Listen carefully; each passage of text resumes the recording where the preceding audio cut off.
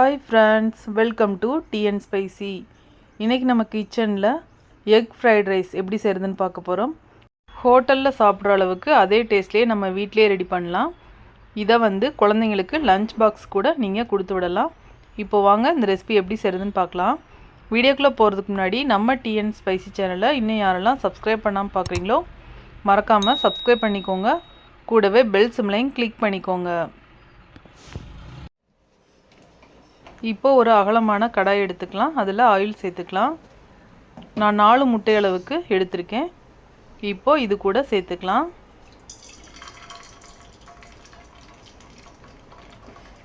முட்டை ஒரு 2 செகண்ட் அப்படியே விட்டுருங்க. அதுக்கப்புறமா கொஞ்சமாக உப்பு சேர்த்துக்கலாம். இது கூடவே பெப்பர் 1 ஸ்பூன் அளவுக்கு சேர்த்துக்கோங்க.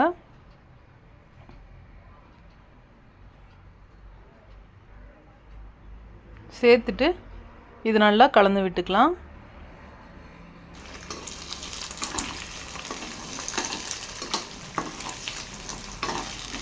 உங்களுக்கு எத்தனை முட்டை விருப்பமோ அத்தனை முட்டை நீங்கள் சேர்த்துக்கலாம். இப்போது ரெடி ஆயிடுச்சு. இதை ஒரு பாத்திரத்துக்கு மாற்றி விட்டுக்கலாம். இப்போது அதே கடாயில் கொஞ்சமாக எண்ணெய் சேர்த்துக்கோங்க. பூண்டு கட் பண்ணிவிட்டு சேர்த்துக்கலாம். நான் 1 டேபிள் ஸ்பூன் அளவுக்கு பூண்டு சேர்த்துருக்கேன். இப்போது இதை நல்லா ஃப்ரை பண்ணி விட்டுக்கலாம்.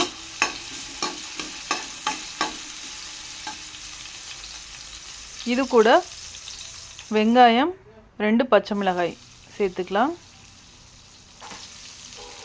உங்களோட காரத்துக்கு தகுந்த மாதிரி நீங்கள் பச்சை மிளகாய் சேர்த்துக்கோங்க.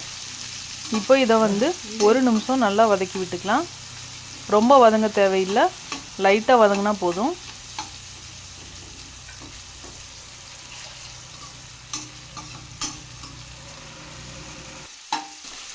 இப்போது வெங்காயம் லைட்டாக வதங்கி வந்திருக்கு. இந்த ஸ்டேஜில் நாம் காய்கறிகள் சேர்த்துக்கலாம். பீன்ஸ் எடுத்திருக்கேன். இதை பொடியாக கட் பண்ணிவிட்டு சேர்த்துக்கோங்க.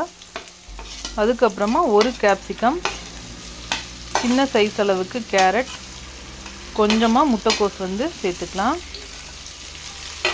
சேர்த்துட்டு ஒரு தடவை நல்லா கலந்து விட்டுக்கோங்க.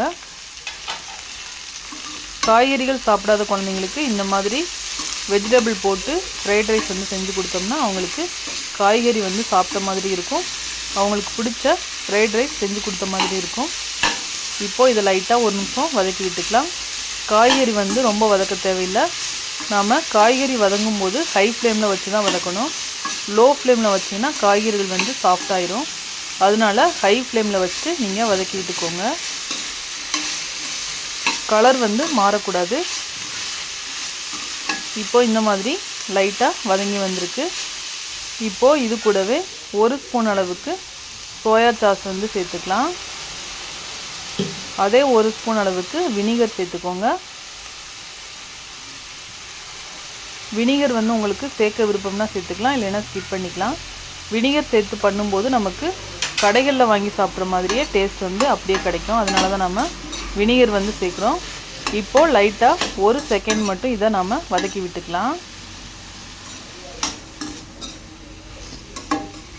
அந்த சாஸ் எல்லா காய்கறி மேலேயும் நம்மளுக்கு கோட் ஆகணும். அந்த மாதிரி ஹை ஃப்ளேமில் வச்சுட்டு வதக்கி விட்டுக்கோங்க. இப்போது நாம் பாயில் பண்ணி வச்சுருக்க ரைஸை சேர்த்துக்கலாம்.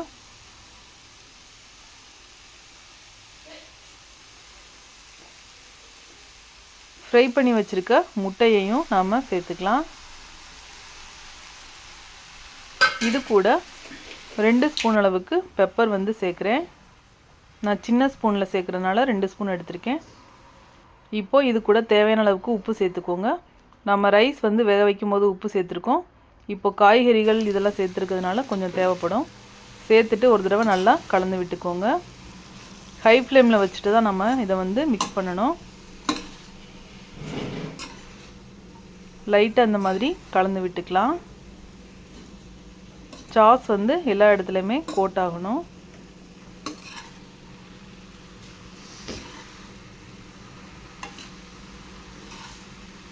இப்போ இந்த மாதிரி நல்லா மிக்ஸ் பண்ணி விட்டுக்கோங்க.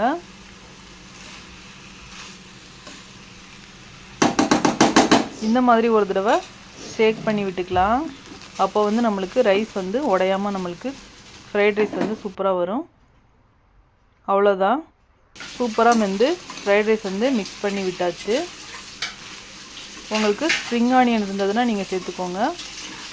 ஃபைனலாக சேர்க்கும்போது டேஸ்ட் வந்து இன்னும் சூப்பராக இருக்கும். அவ்வளோதான், சூப்பரான ஃப்ரைட் ரைஸ் வந்து ரெடி ஆயிடுச்சு. நம்ம சேனலில் ஸ்கூல் லஞ்ச் பாக்ஸ் ரெசிபிஸ் 5 விதமான சாதம் வந்து அப்லோட் பண்ணியிருக்கேன். அதோட லிங்க் வந்து டிஸ்கிரிப்ஷன் பாக்ஸில் இருக்குது. வேணுங்கிறவங்க மறக்காமல் போய் செக் பண்ணி பாருங்கள். உங்களுக்கு ரொம்பவே யூஸ்ஃபுல்லாக இருக்கும்.